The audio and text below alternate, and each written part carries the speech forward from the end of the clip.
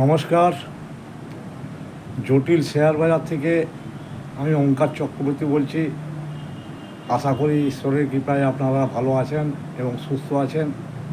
আমার এই এডুকেশন চ্যানেলে সকলকেই স্বাগত। আমি কোনো সেবি রেজিস্টার নই। যা আগে আমি ছিলাম 2014 সালে, এখন বয়সের কারণে আমি আর সেবি রেজিস্টার যে ছিলাম সেটা আর রিনিউ করি।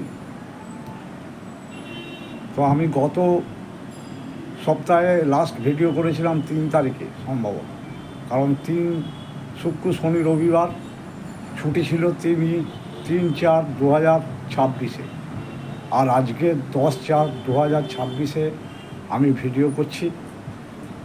আমার কোথায় আপনারা কেউ কেনাবেচা করবেন না। আমার চ্যানেল পিওরলি এডুকেশনাল পারপাস। যা শুনলে আপনারা উপকৃত হবেন এইটুকু বলতে পারি। যাই হোক, আমি এখন বেশি ইন্টারেস্ট দিচ্ছি ডাও জোন্স, অর্থাৎ আমেরিকার ডাও জোন্স, ন্যাসডাক, S&P 500। এই আমেরিকা কবে রিসেশন হবে সেই দিনে 3 তারিখে আমি ভিডিওটা অ্যাডভান্স বলেছি, কিন্তু আমি কোন সালে হবে, কোন ডেটে হবে, কোন মাসে হবে বলি।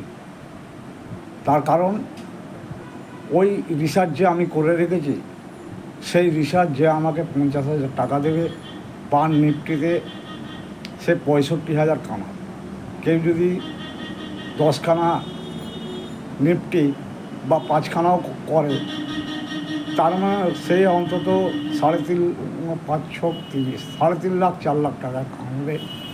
এইটুকু আমার রিসার্চ যে আমি করে রেখেছি। কোন সালও আমি বলছি না, কোন মাসও আমি বলছি না, কোন ডেটও আমি বলছি না। আমি শুধু ডাও জোন্স কেন রিসেশন যাবে তার কয়েকটা পয়েন্ট, সবগুলো হয়তো বলবো না, কারণ তাহলে হয়তো আমার ভিডিওটা দীর্ঘায়িত হয়ে যাবে। দেখুন, ডাও জোন্সের গতকাল জিডিপি ডাটা বেরিয়েছে। তার আগে দুদিন আগে বেরিয়েছে আপনার জব ডাটা। তো জিডিপি ডাটা একবারে স্লো টু স্লোয়েস্ট 0.05। তার মানে এখানে অনেকটা আমি ইঙ্গিত পেয়ে গেছি। আমি ডাও জোন্সেরও ম্যাক্রো মাইক্রো, আপনার জিডিপি, ইনফ্লেশন, ফিউচারে কত যেতে পারে, ফিউচারের প্রোটেকশন করেছি এখনকার দেখে। সেসব রিসার্চ করে আমি আমার রিসার্চটা রেডি করে রেখেছি। আমার ধারণা এবারেও আমি কারেক্ট হব। তাই আমি আমি ইন্ডিয়ার ব্যাপারেও অ্যাডভান্স 12ই ডিসেম্বর বলে রেখেছিলাম, কিন্তু সেখানে বলেছিলাম যে ইন্ডিয়ায় রিসেশন হলে সারা ওয়ার্ল্ডে পড়বে না, কারণ ইন্ডিয়ার খুব ছোটো ইকোনমি, আর ডাও জোন্সের ইকোনমি বর্তমানে $27 ট্রিলিয়ন। তাহলে ডাও জোন্স রিসেশন যদি হয় তাহলে সারা পৃথিবীতে সেটা ইফেক্ট করবে। তার জন্যে ডাও জোন্সের ব্যাপারে আমি এখন বেশি রিসার্চ করছি। যে ডাটা বেরিয়েছে বললাম আপনাকে 0.05% শুধু গ্রোথ। জব ডাটাটা একটু বেশি এসছে, তাও যুদ্ধের ব্যাপারটা পরের কোয়ার্টারে হয়তো দেখা যাবে, বা পরের মাসে আপনারা জানতে পারবেন। আমার প্রেডিকশান হয়ে গেছে। এইবারে জিওপলিটিক্যাল টেনশন যে হারে শুরু হয়েছে, তাতে ট্রাম্পের আমেরিকার রিসেশন তো অবধারিত হওয়ার আভাস দিচ্ছে আমার কাছে, আমার রেডারে ধরা পড়ছে। কেন, ট্রাম্প সাহেবকে বর্তমানে পৃথিবীর কোনো দেশই বিশ্বাস করে না। উনি বিশ্বস্ততাটা হারিয়ে ফেলেছেন সারা পৃথিবীর মানুষের কাছে। উনি সকালে একরকম টুইট করেন, তো দুপুর 12টায় আরেক রকম টুইট করেন, আবার 2টোর সময় একরকম টুইট করেন, রাত্রেবেলায় একরকম টুইট করেন। মানে ইরানের যে কর্নেল, তিনি বলছেন যে ইরানের হেড মানে কর্নেল না, ইরানের প্রেসিডেন্টই বলতে পারেন, খামেনির ছেলে কিষান খামেনি, নামটা মনে নেই, উনি বলছেন এই যে উনি নিজেই বলছেন যে যুদ্ধ সমাপ্তি হয়ে গেছে, আমি জিতে গেছি, হ্যাঁ, আর ইরানের কোনো কিছু অবশিষ্ট নেই, সব ধ্বংস করে ফেলেছি। উনি অ্যাকচুয়ালি শেয়ার বাজারে ফাটকা খেলবার জন্য করছেন, কারণ শেয়ার বাজার একটা বিরাট ব্যাপার, সোনা রূপো কমোডিটির বাজার, হিরে থেকে জিরে ধরুন, আর বলছি না নামগুলো। তারপরে শেয়ার বাজারেও একটা বিরাট ব্যাপার, সেখান থেকে নিজে কামাবার জন্যে উনি এইসব বলছেন। তারপরে রাত্রেবেলায় CNN পড়লাম, সেখানেও তারা বলছে হ্যাঁ ট্রাম্প সাহেব ইনসাইডার ট্রেডিং করেছেন। আপনারা কি জানেন যে ট্রাম্প সাহেবের ইনসাইডার ট্রেডিং করেছে আরবের যুবরাজকে সঙ্গে নিয়ে? সেটার ইনভেস্টিগেশন চলছে।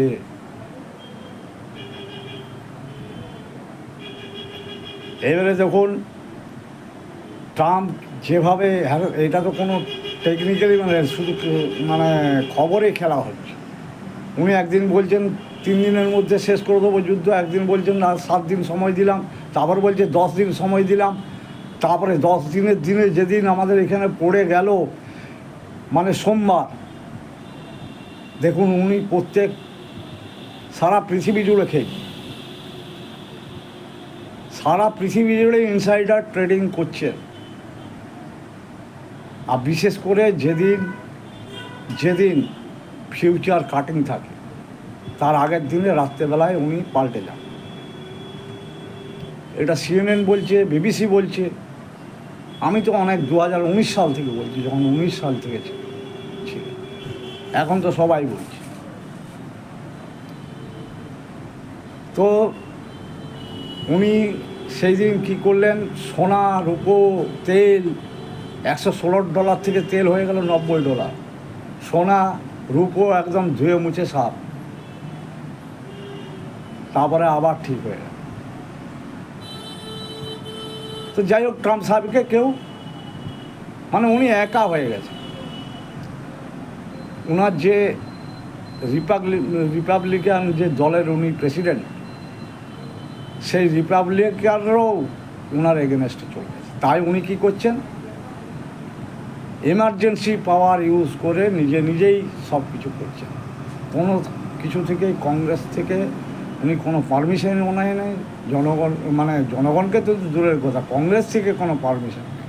যুদ্ধ বলুন, ট্যারিফই বলুন, তার এইগুলো কিন্তু ইকোনমিকে আজ না পড়ুক, জোর জবস্তি চালাতে পারে। কিন্তু ইকোনমিক্স একটা বিজ্ঞান, ইকোনমিক্স বিজনেস ম্যানেজমেন্ট একটা বিজ্ঞান।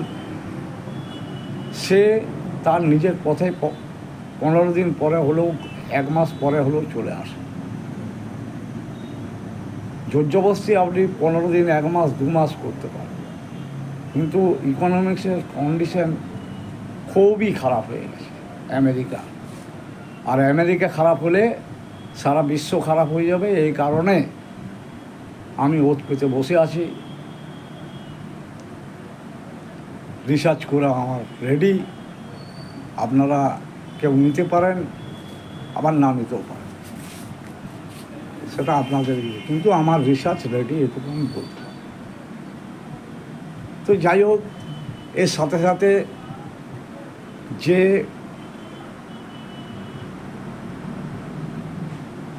পূর্বতন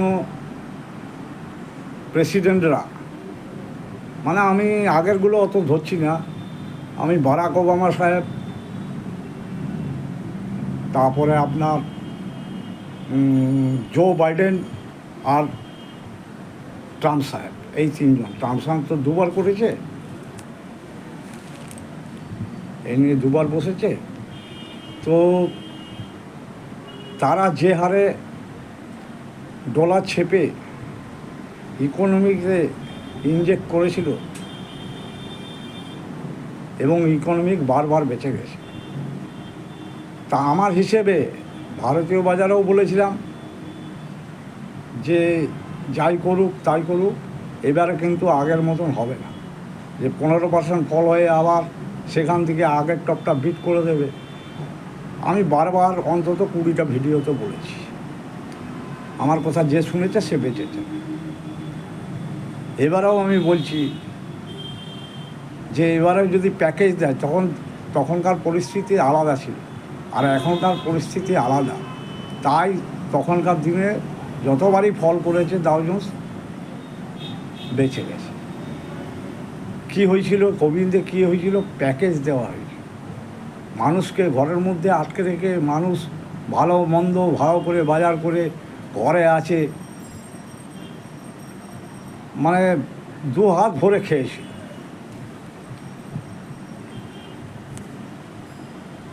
$12 বিলিয়ন পার ফ্যামিলিকে দিয়েছে।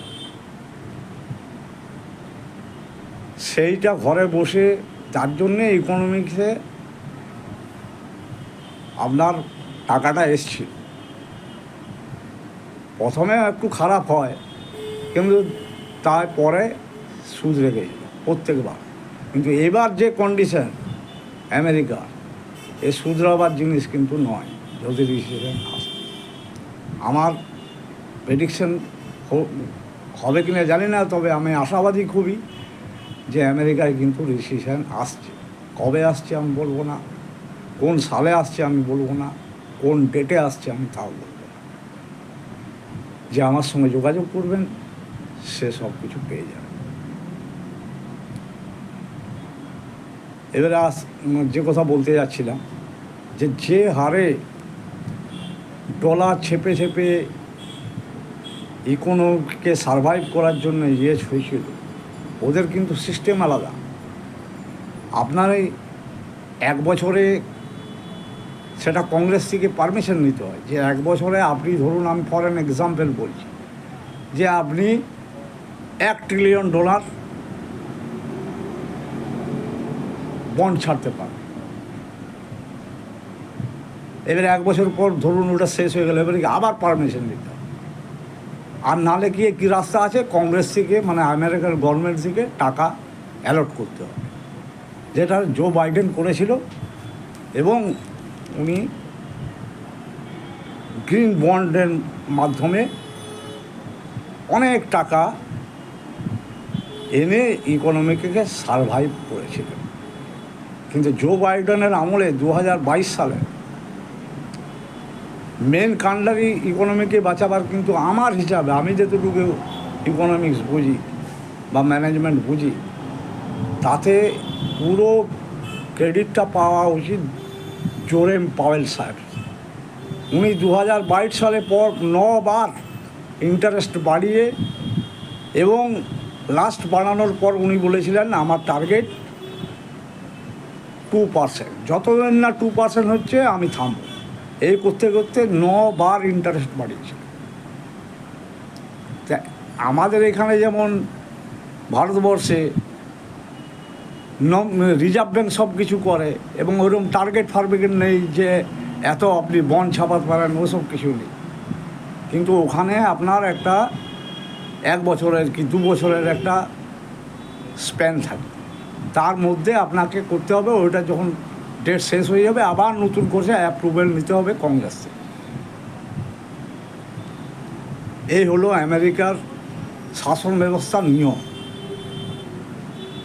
এই যাই হোক, জো বাইডেন যখন পাওয়েল সাহেব 9 বার ইন্টারেস্ট বাড়িয়ে 0.50, 0.50, 0.25, 0.25, 0.25 এই করে ইকোনমিটাকে রক্ষা করেছিল। কিন্তু এখন আর রক্ষা করার মতন পরিবেশ বা পরিস্থিতি তখনকার দিনের মতন সম্পূর্ণটা আলাদা। আর যেটা আলাদা হয়ে গেছে তার মেন কারণ যুদ্ধ আর গুন্ডাগর্দি, ট্যাক্স। তার জন্যে আমি বহুদিন ধরে রিসার্চ করছি আমেরিকায় কবে রিসেশন আসবে। তো আমার রিসার্চটা যখন আমি অন্তত 800 প্যারামিটার দেখেছি, প্যারামিটার দেখে তারপরে আমি আশা করি অন্তত 80% তো আমার মন বলছে আমার রিসার্চ আবার ঠিক হবে। যাই হোক, এবারে যেটা বন্ডের বারে বলছি, এবারে বন্ডে ধরুন 10 ইয়ার্স বন্ড, যখন ওটা ম্যাচুরিটি হবে ধরুন ইন্টারেস্ট 7%, তো সেই টাকাটা তো সারা পৃথিবী দেশগুলো যে ইনভেস্ট করে রেখেছে তাকে তো ফেরত দিতে হবে। নাম্বার 1 মুশকিল। নাম্বার 2, এই যে ডলারটাকে ম্যানিপুলেশন করে রেখেছে আমাদের ইন্ডিয়ার রুপিতে যদি 95, এখানে হচ্ছে 100 প্রায়, মানে এই আয়নারায় হচ্ছে 100, আর ইন্ডিয়ান রুপি ইজুকেল টু ডলারে আমাদের হচ্ছে 95 গেছিলো, এখন বোধ হয় 93। এই ম্যানিপুলেশনটা আর বেশি দিন আমার রিসার্চ অনুযায়ী আর থাকবে না। ওখানেও রেজাল্টগুলো বেরোবে, আমাদের এখানে রেজাল্ট বেরিয়েছে ইনফোসিসে, ইনফোসিস বলছে টিসিএসের সারা বছরের গ্রোথ টিসিএসের 1% অনলি, আর নমিনাল জিডিপি আর রিয়েল জিডিপি দুটোই কমে গেছে। যেটা রিজার্ভ ব্যাঙ্ক টার্গেট দিয়েছিল সেদিন, মানে বোধহয় মঙ্গলবারই, এই গত মঙ্গলবার রিজার্ভ ব্যাঙ্ক যে তাতে বলেছিল 6.7%, তার জায়গায় এসছে কত না 6.5.2% কমে গেছে। যাই হোক, এইসব দেখাদেখি করে নমিনাল জিডিপি রিয়েল জিডিপি এসব ক্যালকুলেশন করে জানতে হয়। আমি এইসবগুলো বলছি, আপনারা সেটা করে নেবেন। বা এইটুকু আমি বলতে পারি, এখন বর্তমান দিনে আপনাকে বাজারে টিকে থাকতে কোনো, মানে আমি প্রথম থেকে বলে আসছি, আমার প্রায় 80টা ভিডিও হয়ে গেছে, সেই দিন দিয়ে বলছি যে বর্তমানে আপনাদেরকে একটা ফিনান্সিয়াল অ্যাডভাইজার না থাকলে আপনি 100 জনের মধ্যে 5 জন হতে পারবেন না। ওই জন্য আমার শেয়ারের চ্যানেলটার নাম আমি দিয়েছি জটিল শেয়ার বাজার। এখানে আপনাকে টেকনিক্যাল বুঝতে হবে, ফান্ডামেন্টাল বুঝতে হবে, জিডিপি বুঝতে হবে, রিয়েল জিডিপি কী, নমিনাল জিডিপি কী, কোম্পানির আর্নিং কী, আগের কোয়ার্টারে কী ছিল, এই কোয়ার্টার কী ছিল, পুরো ইয়ারে কী হলো। There are so many factor are about the calculation. তো দেখুন, এই কয়েকটি কথা বলে আমি ইন্ডিয়ার বাজারে চলে যাব। যে ইন্ডিয়াতে আমি বলেছিলাম যে রিসেশন আসবে এবং 22,000 নিফটি আসবে, তার জায়গায় এসেছে কখন বলেছি, যখন 26,000-এ রাখতে পারেন। 12ই ডিসেম্বর দেখে নেবেন কত ছিল, 26,940, এই 25,940 নিফটি ছিল। তখন আমি বলেছি যে 22,000 নিফটি আসবে। তো 22,185.55 বটম করে প্রায় 1,000 নিফটি বেড়ে গেছে প্রত্যেকবারই, এর আগেও। আর বিভিন্ন ইউটিউবরা বলছে একই থিওরি অ্যাপ্লাই করছে, আর আমি বলেছিলাম সেই থিওরিতে এখন কাজ হবে না। কারণ যে থিওরি আপনার বলেছেন কোভিড থেকে, ধরুন যারা ইয়াং জেনারেশন তার আগে তো জিনিস দেখেননি, তার জন্য আমি 20 সালেই আপনাদেরকে বলছি। 20 সালে আগে আপনাকে তো জানতে হবে যে নিফটির লট কত ছিল, কখনো ছিল 25, কখনো 50, কখনো 75, কখনো 65 এখন কারেন্ট। তাহলে নিফটির যখন লট চেঞ্জ হয় তখন তার নিফটির ফান্ডামেন্টালও চেঞ্জ হয়। তো সেটা তার জন্যই তো আপনাদের ওইগুলো মিলছে না, আর মিলবেও না কোনো।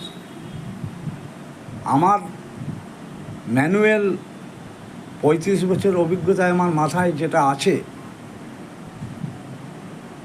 সেই রিসার্চের টেকনোলজি প্লাস কয়েকটা অ্যাপ আমি নিয়েছি, RSI, EPS TPS, কখন কি হচ্ছে রেজাল্ট, সেগুলো দেখার মিলিয়ে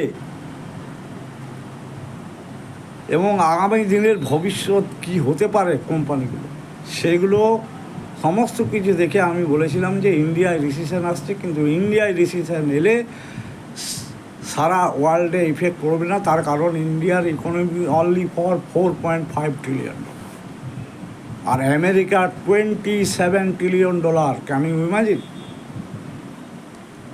তাহলে ওইটা বড় ইকোনমিকে যখন রিসেশন আসবে, তখন কিন্তু সারা পৃথিবীর শেয়ার মার্কেটে, বন্ড মার্কেটে বলুন, আপনার সোনা রূপো, কমোডিটি মার্কেটে, সর্বক্ষেত্রে ইফেক্ট। আর একথা আমি লাস্ট বলে ভিডিওটা শেষ করব, আমেরিকার রিসেশনটা যদি এসে যায়, তাহলে আপনি যে এই রিট্রেসমেন্ট কতগুলো দেখলেন, অন্তত 12টা রিট্রেসমেন্ট আপনি দেখলেন, যে 1000 পয়েন্ট, কখনো 800 পয়েন্ট, কখনো 1500 পয়েন্ট, কখনো 2000 পয়েন্ট রিট্রেস করছে, সেইটা কিন্তু আর তখন হবে না। মাইন্ড ইট, সেই রিট্রেসমেন্ট কিন্তু আর তখন হবে না। যাই হোক, এই কয়েকটি কথা বলে আমি আপনাদের থেকে বিদায় নেব। আপনারা যদি আমার সঙ্গে যোগাযোগ করতে চান, সন্ধ্যে 7টার পর থেকে রাত্রি 12টা পর্যন্ত, যে কোনো দিন, যে কোনো সময় কোনো কিছু জানতে চান, তো দেখুন সেবির অনেক গাইডলাইনে আছে। আমি ইউটিউবে অনেক কিছু বলতে পারি না, ইচ্ছা থাকলেও বলতে পারি না। তাই আমার কাছে যারা আসে তারা তো খুব ভালো টাকাই বানিয়েছে, তো বেশি লোক নয়, প্রথমে 5টি, তার করতে করতে 3টি, হ্যাঁ, বর্তমানে 2টি আমার কাছে আছে। আমি কোনোদিন কোনো মিথ্যা কথা বলি না। আমি চাই মানুষের যে হারে লস হয়েছে, মানে যা কামিয়েছিল, ধরুন কেউ SIP করেছে মিউচুয়াল ফান্ডে, করতো আগে 500 টাকা, সে এখন 15,000 টাকা SIP করে, ওই যে পেয়ে গেছে 2-3 বছর, তাহলে সেই লাভ তো গেছেই, উপরন্তু লোন করে SIP করে গেছে। এখনও কিছু লোক চালিয়ে যাচ্ছে, কিছু লোক হয়তো বন্ধ করেছে। আর ইন্ডিয়ান মার্কেট সম্বন্ধে আমি একটা লাস্ট আমার মনে পড়ে গেল, এই যে আপনাদেরকে আমি প্রথম থেকে বলেছিলাম কেন ইন্ডিয়ান বাজার এই যে বেশি করে পড়ছে, তার কারণ তখন প্রমোটার শেয়ার বিচ্ছিল, F2 তো বেচছিল, F2 তো চিরকাল বসে, আর চিরকাল D2 জিতে গেছে, এখন জিততে পারছে না কেন? তার কারণ হচ্ছে 2024 ডিসেম্বর থেকে যে হারে প্রমোটার, ইন্ডিয়ান প্রমোটার, কোম্পানিগুলোর প্রমোটার যে হারে শেয়ার বেচেছে, যার ধরুন 77% বা 75% হোল্ডিং ছিল, সে যদি 5% যদি বেচে, সেটা কী ইম্প্যাক্ট পড়বে আমি বুঝি। আপনারা বুঝেছেন কি জানেন। আর এখন আপনি একটা মাসে হিসেব করে দেখুন তো, আমাদের মিউচুয়াল ফান্ডে মান্থলি টাকা ওঠে ম্যাক্সিমাম লেভেল অফ 25,000 crore। আপনি এই প্রত্যেক মাসে হিসেব করে দেখুন তো, বোধহয় 100 crore হয়ে, তাহলে কে বেচল? তখন আপনার ডিসেম্বর থেকে, আমি বলে যাচ্ছি, ডিসেম্বর 2024 থেকে সেপ্টেম্বরে 26,277 করে করার পর, সেই ডিসেম্বর 2024 থেকে আমি বলে যাচ্ছি যে হিসেব মিলছে না F2 ডাটা, D2 ডাটা। কারণ ভারতবর্ষে মিউচুয়াল ফান্ডে আমাদের SIP মারফত 25,000 কোটি টাকার বেশি হয় না। সেখানে দেখাচ্ছে 70,000 কোটি টাকা, 80,000 কোটি টাকা। আপনি যাই হোক, সেগুলো যা পেরিয়ে গেছে 24 সালের অনেক বছর হয়ে গেল। আপনি এখন দেখুন, এই মাসটা দেখুন, তার আগের মাসটা দেখুন, তার আগের 3টে মাস দেখুন, তাহলে এই টাকাটা কোত্থেকে আসছে? এসআইপি মারফত তো ওঠে ম্যাক্সিমাম লেভেল অফ 25,000 কোটি টাকা। এগুলো বুঝতে হবে, খবর রাখতে হবে। আপনার কালো পর্দার আড়ালে কী খেলা হয়, এই যে দেখছেন কালো পর্দার আড়ালে একটা বলে দিলাম তো, গ্লোবাল লিডাররা যেটা করে। আরেকটা কী করেছিল, যে মোদিজির সঙ্গে মানে ইন্ডিয়ার সঙ্গে ট্রেড ডিল হয়ে গেছে 15%, কত নিফটি উপরে খুলেছিল? 1100 পয়েন্ট নিফটি উপরে খুলেছিল, তারপর 1300 পয়েন্ট নিফটি ওখান থেকে মাইনাস হয়ে গেছে। ভাবতে পারেন? তো ইকোনমিক্স তার নিজের জায়গায়, কারণ ইকোনমিক একটা বিজ্ঞান। আপনি জোরজবস্তি 1 মাস 2 মাস 3 মাস পর্যন্ত রাখতে পারেন, কিন্তু তার গতিকে আপনি রুখতে পারবেন না। এই কয়েকটি কথা বলে আপনাদের শুভ কামনা করে আমি বিদায় নিলাম। নমস্কার।